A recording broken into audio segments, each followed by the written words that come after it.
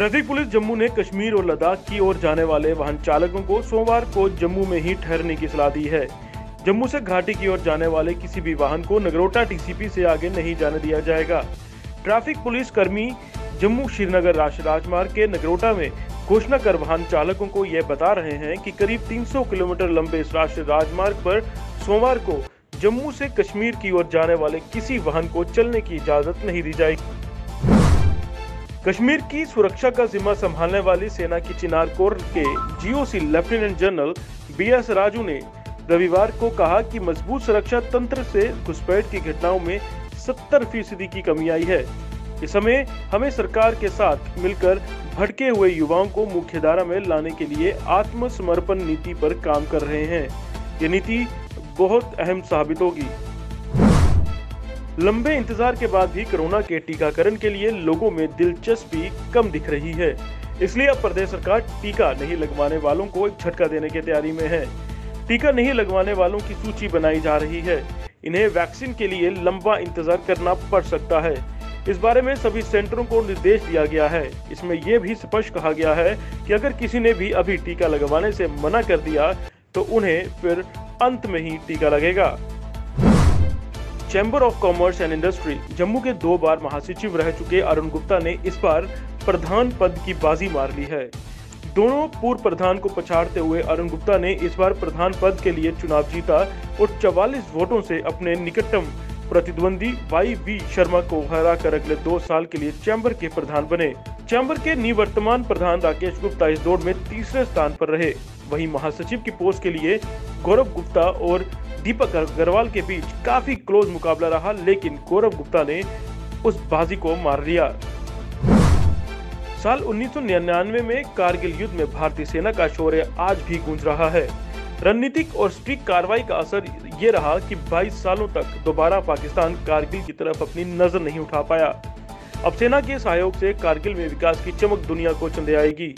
नियंत्रण रेखा से सटी पहाड़ियों की तलहटी में स्मार्ट सिटी का खाका बुना जा रहा है। इसके लिए नियंत्रण रेखा से करीब 15 किलोमीटर दूर खुरबाथांग पठार से सेना अपनी खारो फील्ड फायरिंग रेंज खाली करने को सहमत हो गई है।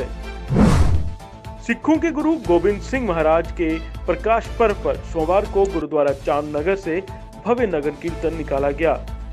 जम्मू शहर की सड़कों पर जगह जगह लोगों ने फूल बरसाकर नगर कीर्तन का स्वागत किया। कीर्तन में शामिल गडका पार्टी कलाकारों के हैरत अंगेज करतब देखकर लोग भी निहाल उठे। जिला डोडा का पहाड़ी गांव गनूरी टांटा के लोग पिछले 2 दिनों में जश्न मना रहे हैं। आजादी के 70 साल गुजर जाने के बाद इस गांव में कल बिजली की तार पहुंची और पूरा गांव बिजली से चमक उठा। गांव के बच्चे बूढ़े इसके लिए बार बार उपराज्यपाल मनोज सिन्हा को आभार व्यक्त कर रहे हैं। उनका कहना है कि सिर्फ मनोज सिन्हा जी के कहने पर ही ये सब संभव हो पाया है। कल कश्मीर में आर्मी द्वारा दी जा रही स्पेशल विंटर कोचिंग क्लासेस में भाग लेने वाले बच्चों का ब्रेक दिया गया और आर्मी कैंप यमराट ने day with kids with theme of snow and childhood का आयोजन किया। कुल 4 शिक्षक और 137 बच्चे, जिनमें कुछ स्थानीय बच्चे भी शामिल थे, इस दौरान स्नोमैन मेकिंग प्रतियोगिता, स्नोबोर्ड प्रतियोगिता और स्नो रेस जैसे कार्यक्रम आयोजित किए गए। बच्चों ने अपनी अध्ययनशील दिनचर्या में बदलाव को पसंद किया और चंचलता से स्नो प्रतियोगिताओं में भाग लिया और उसका आनंद लिया। जिला सांबा में पैंथर्स पार्टी के कार्यकर्ताओं द्वारा किसानों के समर्थन में केंद्र सरकार के खिलाफ जोरदार प्रदर्शन किया गया। प्रदर्शन की अगुवाई पैंथर्स पार्टी के राज्य उप प्रधान एवं सांबा के पूर्व विधायक यशपाल कुंडल कर रहे थे।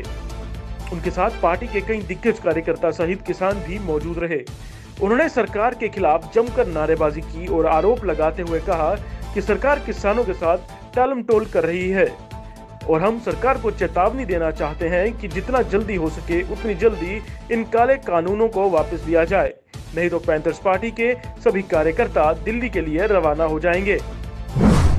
गुरु गोबिंद साहब के परोक्ष उत्सव के उपलक्ष्य सांबा जिला के राड़ा गुरुद्वारा से एक सामूहिक नगर कीर्तन निकाला गया, जिसमें सभी सिख संगत ने भाग लिया और सिखों द्वारा तरह तरह का झांकियां भी पेश की गई।